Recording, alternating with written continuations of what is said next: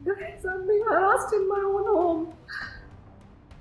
2 ਦਿਨ ਪਹਿਲਾਂ ਰੋਂਦੀ ਹੋਈ ਤਨੁਸ਼ਰੀ ਦੱਤਾ ਦਾ ਤੁਹਾਨੂੰ ਯਾਦ ਹੀ ਹੋਏਗੀ। ਉਹੀ ਅਦਾਕਾਰਾ ਜਿਸ ਨੇ ਆਸ਼ਿਕ ਬਣਾਇਆ ਆਪਨੇ ਵਰਗੀਆਂ ਕਈ ਫਿਲਮਾਂ ਕੀਤੀਆਂ ਨੇ ਤੇ ਕੁਝ ਸਮਾਂ ਪਹਿਲਾਂ ਉਹਨਾਂ ਨੇ ਨਾਨਾ ਪਾਟੇਕਰ ਤੇ ਵੀ ਇਲਜ਼ਾਮ ਲਾਏ ਸੀ।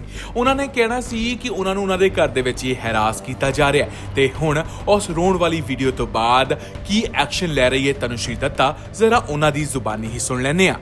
टाइम था उसके निकलने का, महादेव की कोई लीला थी और मैं रो रही थी ये सोच के कि यार क्या हो रहा है मेरी लाइफ में, क्यों हो रहा है।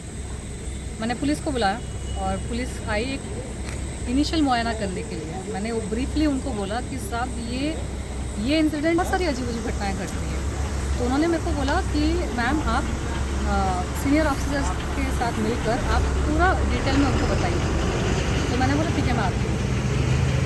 तो अर्जेंट मतलब पुलिस को इन्फॉर्म कर दिया गया है, लेकिन अब डिटेल में जो मुझे बताना है तो मैं लिख के मैं लेके जाना चाहती हूँ, क्योंकि बहुत सारी चीज़ें मैं भूलना नहीं चाहती। तो मैं मंडे को जाऊँगी, मेरे एडवोकेट अपना टाइम लेंगे, मैं अकेले नहीं जाना चाहती और मैं कुछ फ्रेंड्स को लेके जाऊँगी और मैं पूरा याद कर करके सारा लिखूँगी कि 5 साल में छोटी चीज़ें बड़ी चीज़ें, ये ना मुझे पागल करने की कोशिश हुई है बेसिकली। जैसे सुशांत सिंह के साथ किस तरह की चीज़ें हुई ना, उनके करियर को साबोटाज किया गया। मेरे कई सारे प्रोजेक्ट्स, एक लॉबी काम कर रही है, एक ग्रुप गिरोह काम कर रहा है बॉलीवुड में, जो मेरे जितने प्रोजेक्ट्स मेरे वर्कआउट होते होते बस बिखर जाते थे। एक तो प्रोड्यूसर को डरा धमका के उन्होंने भूटान भगा दिया, जो मेरे साथ प्रोजेक्ट मतलब साइन करने वाला था, और ये सारे लोग मेरे पास खुद से आए थे। मैं जब 2020 में यूएस से वापस लौटी, ये पैंडेमिक हो गया था, तो यहाँ पे मेरा अपना घर है, अपना शहर है, तो मैं वापस लौटी और मैं फटाफट मैंने फिल्में कंफर्म करनी शुरू कर दी, क्योंकि लोग मुझे पसंद करते हैं। इंडस्ट्री में मेरा अच्छा रेपुटेशन है और मैंने अच्छा काम किया है। तो बहुत बड़ी फिल्में नहीं, छोटी छोटी फिल्में थी, फीमेल सेंट्रिक, एक्टिंग ओरिएंटेड और ये अच्छी स्क्रिप्ट वाली। तो मैंने बोला कोई बात नहीं, छोटे से शुरू करते हैं, वापस हो जाएगा बड़ा फिर। तो मैंने सब जो मुझे थोड़ा बहुत पसंद आए मैंने हाँ बोल दिया था।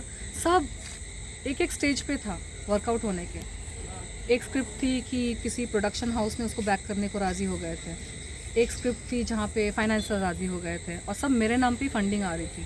छोटी प्रोजेक्ट्स थे, फीमेल सेंट्रिक थी, तो मेरे नाम पर ही मतलब एक प्रोजेक्ट था 5 से 7 करोड़ का, एक प्रोजेक्ट था 10 से 12 करोड़ का।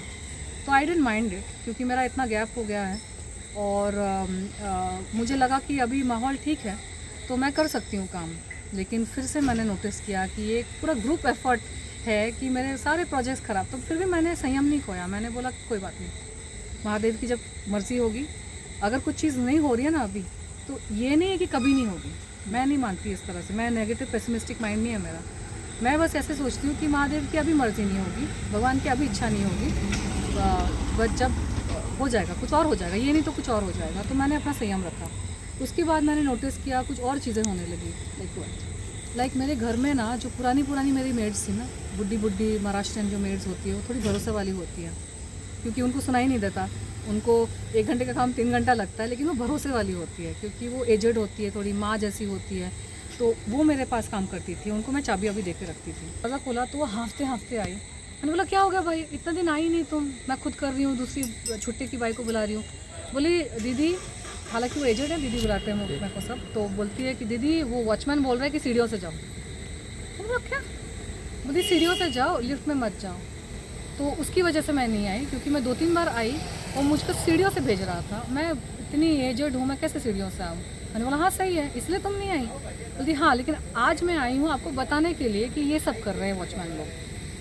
हमारे बिल्डिंग में जो पुरानी वॉचमैन की कंपनी थी ना, पुरानी सिक्योरिटी कंपनी जो 10-15 साल थी, 2007 में मैंने घर लिया था, तो तब से लेकर 2021 तक या 22 तक, मतलब ये जब घटनाएं घट रही थी, एक नई सिक्योरिटी कंपनी चमत्कार से आ गई थी।